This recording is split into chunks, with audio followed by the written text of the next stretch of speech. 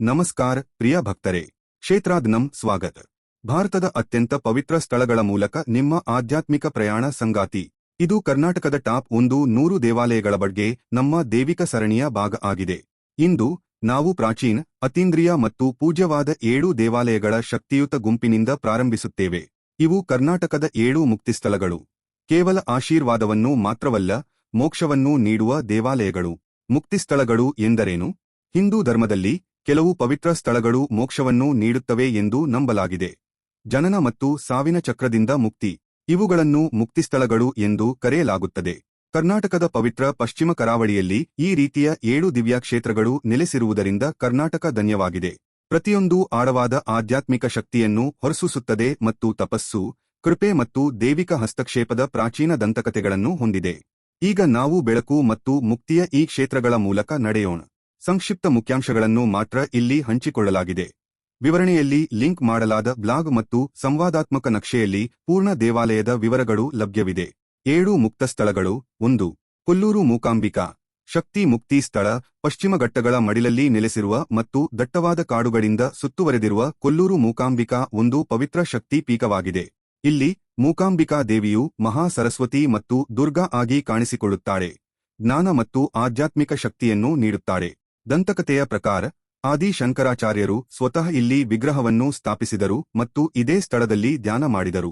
ಯಾತ್ರಾರ್ಥಿಗಳು ಬುದ್ಧಿವಂತಿಕೆ, ಕಲಿಕೆಯಲ್ಲಿ ಯಶಸ್ಸು ಮತ್ತು ಎಲ್ಲಕ್ಕಿಂತ ಹೆಚ್ಚಾಗಿ ಮೋಕ್ಷ, ಅಂತಿಮ ಮುಕ್ತಿಯನ್ನು ಹುಡುಕಿಕೊಂಡು ಬರುತ್ತಾರೆ. 2. ಉಡುಪಿ ಶ್ರೀ ಕೃಷ್ಣ ಮಠ ಭಕ್ತಿ ಮುಕ್ತಿ ಸ್ಥಳ. ಕರ್ನಾಟಕದ ವೈಷ್ಣವ ಭಕ್ತಿಯ ಹೃದಯವಾದ ಉಡುಪಿ ಶ್ರೀ ಕೃಷ್ಣ ದೇವಾಲಯವನ್ನು 13ನೇ ಶತಮಾನದಲ್ಲಿ ಶ್ರೀ ಮಧ್ವಾಚಾರ್ಯರು ಸ್ಥಾಪಿಸಿದರು. ಇದರ ವಿಶೇಷತೆಯೆಂದರೆ ಕನಕನ ಕಿಂಡಿ. ಈ ಕಿಟಕಿಯ ಮೂಲಕ ಭಗವಂತನು ಕೆಳಜಾತಿಯ ಭಕ್ತರಾದ ಕನಕದಾಸರಿಗೆ ದರ್ಶನ ನೀಡಿದನು. ಇಲ್ಲಿ ನಿಜವಾದ ಭಕ್ತಿಯು ಎಲ್ಲಾ ಅಡೆತಡೆಗಳನ್ನು ಮೀರುತ್ತದೆ ಎಂದು ಶ್ರೀಕೃಷ್ಣನ ದರ್ಶನವು ನಮಗೆ ನೆನಪಿಸುತ್ತದೆ. ಇಲ್ಲಿ ಪೂಜೆಯು ಹೃದಯವನ್ನು ಪ್ರೀತಿಯಿಂದ ಮತ್ತು ಆತ್ಮವನ್ನು ಬೆಳಕಿನಿಂದ ತುಂಬುತ್ತದೆ.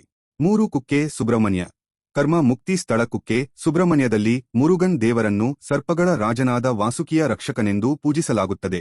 ಇಲ್ಲಿ ಆಳವಾದ ಕರ್ಮ ಮುದ್ರೆಗಳು ಮತ್ತು ಪೂರ್ವಜರ ದೋಷಗಳನ್ನು ಶುದ್ಧೀಕರಿಸಲು ಸರ್ಪ ಸಂಸ್ಕಾರ ಮತ್ತು ಆಶ್ಲೇಷ ಬಲಿಯ ಶಕ್ತಿಯುತ ಆಚರಣೆಗಳನ್ನು ನಡೆಸಲಾಗುತ್ತದೆ. ಬೆಟ್ಟಗಳು ಮತ್ತು ಪವಿತ್ರ ನದಿಗಳಿಂದ ಸುತ್ತುವರೆದಿರುವ ಈ ದೇವಾಲಯವು ದೇವತ್ವ ಮತ್ತು ಪ್ರಕೃತಿಯನ್ನು ಒಂದುಗೂಡಿಸುತ್ತದೆ.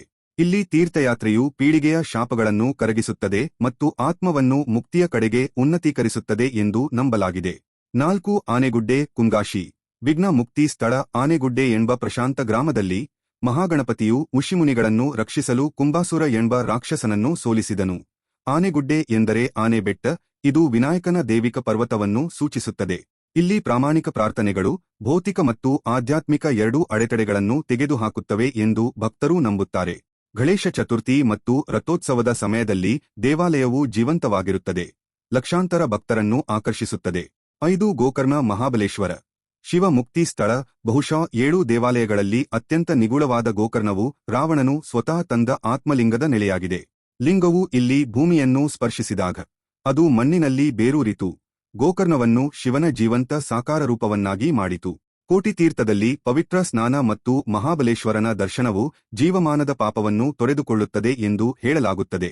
ಇದು ಸ್ಕಂದ ಪುರಾಣದಲ್ಲಿ ಉಲ್ಲೇಖಿಸಲಾದ 7 ಮೋಕ್ಷ ಸ್ಥಳಗಳಲ್ಲಿ ಒಂದಾಗಿದೆ. 6. ಕೋಟೇಶ್ವರ ತಪಸ್ ಮುಕ್ತಿ ಸ್ಥಳ. ಆಗಾಗ್ಗೆ ಕಡೆಗಣಿಸಲ್ಪಡುವ ಆದರೆ ಆಳವಾದ ಶಕ್ತಿಶಾಲಿಯಾದ ಕೋಟೇಶ್ವರವು ರಾಜ ಮುಚುಕುಂದನು ತೀವ್ರವಾದ ತಪಸ್ಸು ಮಾಡಿದ ನಂತರ ಮೋಕ್ಷವನ್ನು ಪಡೆದ ಸ್ಥಳವಾಗಿದೆ. ಈ ಪ್ರಶಾಂತ ಶಿವ ದೇವಾಲಯವು ಪ್ರಶಾಂತತೆಯನ್ನು ಹೊರಸೂಸುತ್ತದೆ.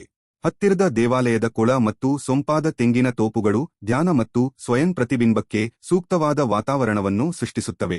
ಯಾತ್ರಿಕರು ಏಕಾಂತ, ಸ್ಪಷ್ಟತೆ ಮತ್ತು ಆಂತರಿಕ ಶರಣಾಗತಿಯನ್ನು ಬಯಸಿ ಇಲ್ಲಿಗೆ ಬರುತ್ತಾರೆ.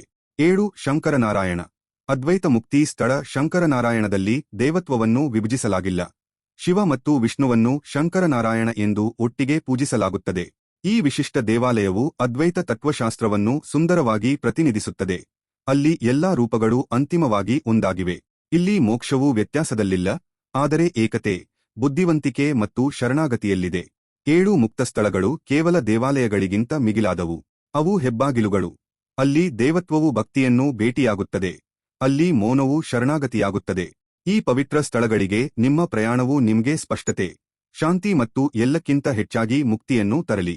ಬ್ಲಾಗ್ನಲ್ಲಿ ಸಂಪೂರ್ಣ ದೇವಾಲಯದ ಇತಿಹಾಸಗಳು ಮತ್ತು ಪ್ರಯಾಣ ಮಾರ್ಗಗಳನ್ನು ಅನ್ವೇಷಿಸಿ. ಲಿಂಕ್ ವಿವರಣೆಯಲ್ಲಿದೆ. ಸಂವಾದಾತ್ಮಕ ಕರಾವಳಿ ದೇವಾಲಯ ನಕ್ಷೆಯೊಂದಿಗೆ ನಿಮ್ಮ ಪ್ರವಾಸವನ್ನು ಯೋಜಿಸಿ. ಈ ವಿಡಿಯೋವನ್ನು ನಿಮ್ಮ ಸ್ನೇಹಿತರು ಮತ್ತು ಸಂಬಂಧಿಕರಿಗೆ ಫಾರ್ವರ್ಡ್ ಮಾಡಿ, ಇದರಿಂದ ಅನೇಕರು ಕರ್ನಾಟಕದ ಮುಕ್ತಿಸ್ಥಳಗಳ ಬಗ್ಗೆ ತಿಳಿದುಕೊಳ್ಳುತ್ತಾರೆ.